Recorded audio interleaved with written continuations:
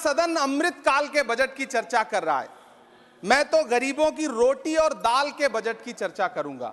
तुम्हारी फाइलों में गांव का मौसम गुलाबी है, मगर ये आंकड़े झूठे हैं, ये दावा किताबी है।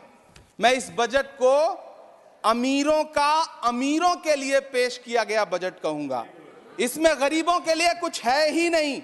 नौकरी मांगने वाले नौजवानों पर लाठियां बरसाने वालों, आपने इस बजट में युवाओं को क्या दिया? आपने पुरानी पेंशन बहाली की मांग करने वालों को क्या दिया? सालों से अपने लिए छत तलाश रहे लोगों को आपने इस बजट में क्या दिया? और फिर आपको पूरी उम्मीद है कि पूरा देश आपके इस पेश किए गए बजट पे लहालोट हो जाए, तालियां पीटे, मंगल गान गाए। कैसे संभव है? मैं सदन में खड़ा होकर के इस बजट पे चर्चा करते हुए कहना चाहता हूं कि इस बजट में फुटपाथ पर रहने वाले, छप्परों में रहने वाले, झुग्गियों में रहने वालों के लिए क्या है, उनके लिए क्या है जो प्रधानमंत्री के किए गए वायदों की बाट जोह रहे हैं। हर साल फरवरी की खूबसूरत सुबह और सजी हुई संसद से बरसते हुए झूठे वायदों की जवाबदेही कौन तय करेगा? कौन बताएगा कि 2022 में प्रधानमंत्री जी जो सबको पक्का मकान देने वाला वायदा किए थे उसका क्या हुआ?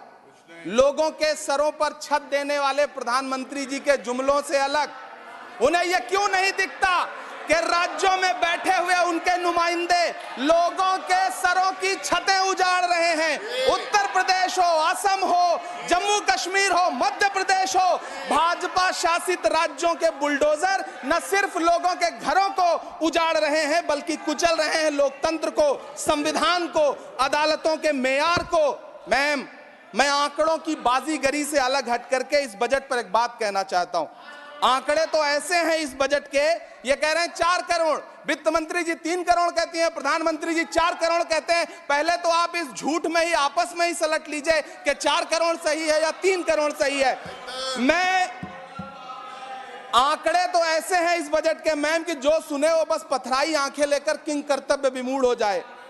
लेकिन झील में पानी बरसता है हमारे देश में, झील में पानी बरसता है हमारे देश में, खेत पानी को तरसता है हमारे देश में, जिंदगी का हाल खस्ता है हमारे देश में, दूध महंगा खून सस्ता है हमारे देश में।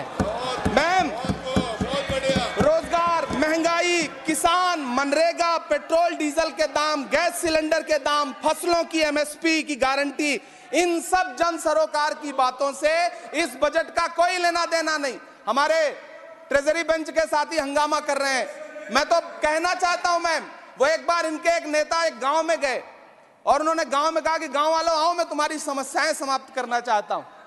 गांव वाले इकट्ठा हो गए। नेताजी ने गांव वालों से कहा बताओ तुम्हारी 2 समस्याएं बताओ, मैं दोनों समस्याओं का यहीं पे समाधान करूंगा। तो गांव वालों ने कहा साहब हमारी पहली समस्या है कि हमारे यहाँ कोई हॉस्पिटल नहीं है। तो नेताजी ने मोबाइल निकाला, कहीं फोन मिलाया और मिला के फोन पे पता नहीं क्या कुछ कहा कि यहाँ गांव में हॉस्पिटल नहीं है, हॉस्पिटल तुरंत, यहाँ हॉस्पिटल चाहिए। गांव वाले खुश हो गए कि 1 मिनट में यहाँ हॉस्पिटल आ रहा है। अगली समस्या के बारे में उन्होंने, नेताजी ने गांव वालों से कहा कि मैंने आपकी पहली समस्या समाप्त कर दी, दूसरी समस्या बताओ। तो गांव वालों ने कहा साहब इस गांव में कोई भी मोबाइल का नेटवर्क ही नहीं है। ये है इनके काम करने का तरीका, ये है झूठ बोलने का तरीका। इन्होंने वायदे किए बड़े बड़े, जो 10 साल के इनके वायदे हैं, मैं उनके बारे में बात करूंगा। वायदों से ज्यादा इनके नारों पे बात करूंगा। पहला नारा था बहुत हुई महंगाई की मार, अब की बार मोदी सरकार। आइए इस नारे की समीक्षा करते हैं। पेट्रोल, डीजल, गैस, ये तो बड़ी बड़ी बातें हैं। आटा, चावल, दूध, दही, पनीर, छाछ, सब चीज पे जीएसटी। अरे ये फिल्में टैक्स फ्री करने वाले लोग कफन तक पर जीएसटी लगा रहे हैं और ये गरीबों की बात करते हैं।